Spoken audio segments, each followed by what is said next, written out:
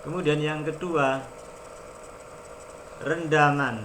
Nah, rendaman ini, rendamlah bahan tanah liat kering dalam air agar mudah hancur. Nah ini ya, yang perlu diperhatikan tahap 2, yaitu rendamlah bahan tanah liat kering ke dalam air agar mudah hancur. Kemudian tanah liat yang keras memerlukan waktu yang cukup lama untuk hancur. Nah ini, jadi anak-anak bisa mengukur, jangan terlalu keras tanahnya dan juga tidak terlalu jangan. Setelah tadi ditumbuk, kemudian dijadikan kecil-kecil, direndam. Kemudian sedang, yang sangat lunak akan segera hancur setelah direndam.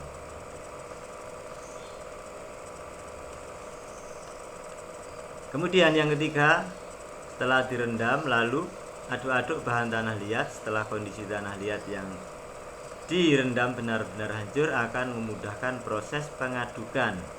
Lakukan berulang-ulang untuk mempercepat kondisi tanah liat menjadi homogen atau seperti lumpur. Nah, anak-anak kan tahu lumpur itu ya. Nah itu mudah untuk sekali dibentuk atau lembut. Nah setelah lembut tadi ya anak-anak ya, jadi tanah yang berupa lumpur. Sekarang selanjutnya tahap yang keempat, yaitu penyaringan. Jadi saringlah bahan tanah liat dalam bentuk lumpur tanah menggunakan saringan. Nah ini bisa menggunakan kotak yang ada saringannya, terus kemudian ataupun jenis saringan misalnya yang ada di rumah tangga dipakai untuk menyaring santan, itu bisa pinjam sama bapak ibu ya, lalu dibersihkan kembali, jangan lupa itu ya. Tuh bisa dibuat untuk saringan.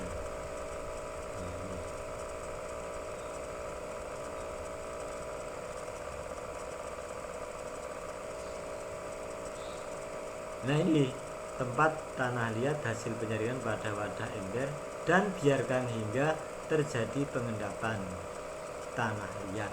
Nah ini tadi setelah anak-anak menyaring, jadi tujuan saringan itu apa? Supaya tanah atau bahan yang akan dijadikan kerajinan ini lembut, tidak tercampur dengan kerikil atau sisa-sisa batang pohon dan lain-lain. Nah, setelah anak-anak tadi menyaring sudah, terus ditaruh di dalam ember ya. Yang kelima yaitu pengendapan. Nah, pengendapan dilakukan selama 1-3 hari.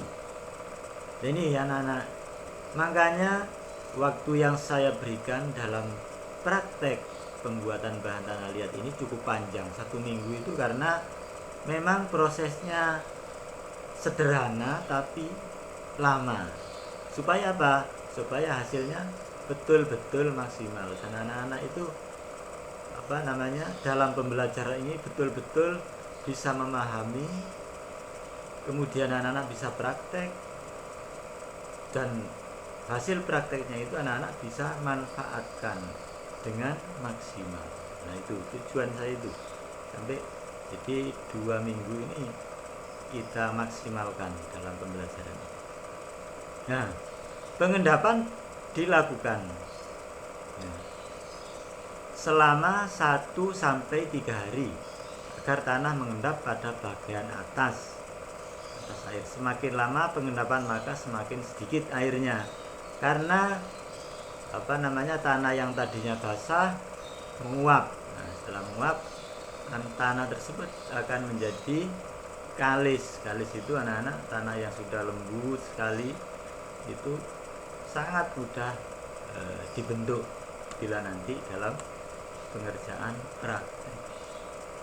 Nah itu anak-anak, jadi urutan-urutan dari praktek membuat bahan tanah liat. Jadi ini anak-anak bisa kalian ulang-ulang lagi dalam melihat supaya jelas. Nah ini kemudian tadi yang ke 5, 6,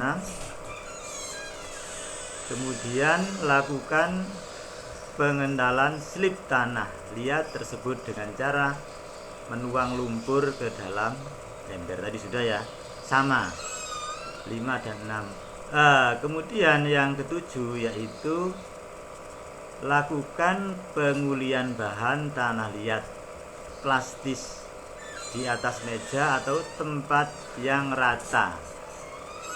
Pengulian ini dimaksudkan agar memperoleh bahan yang benar, plastis.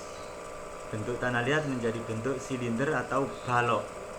Nah ini anak-anak, setelah tadi disimpan ya, dalam waktu 1 sampai 3 hari tanah menjadi kalis dan siap untuk dijadikan bahan ini. Nah ini di tanahnya itu diambil ya, setelah 3 hari tadi diambil. Nah ini kemudian diratakan, ini ya, dipadatkan. Setelah itu tanah dibentuk seperti ini.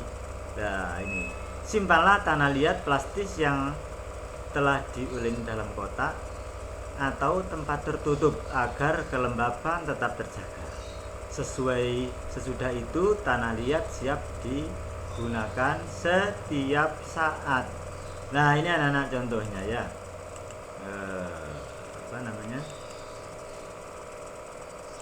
saya tunjukkan sekali lagi. Nah ini tanah liat yang sudah diuleni tadi. Nah ini nanti anak-anak bisa menyimpan dalam bentuk seperti ini, kotak. Dalam minggu ini anak-anak bisa langsung juga membuat praktek kerajinan dengan bentuk bebas. Misalnya anak-anak kepingin membuat kerajinan berupa cangkir atau vas bunga atau asbak, silakan ya, dari hasil tanah liat yang sudah diolah tadi ya. Kemudian nanti saya sertakan ada video tutorial tentang pembuatan bahan tanah liat. Jadi anak-anak bisa pelajari. Di samping sini juga nanti pada video tutorial tersebut bisa dipelajari.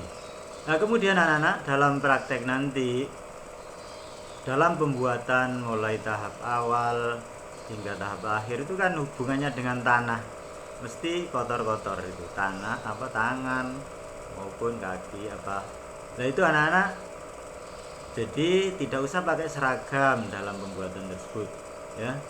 Nanti pakai seragam setelah anak-anak membuat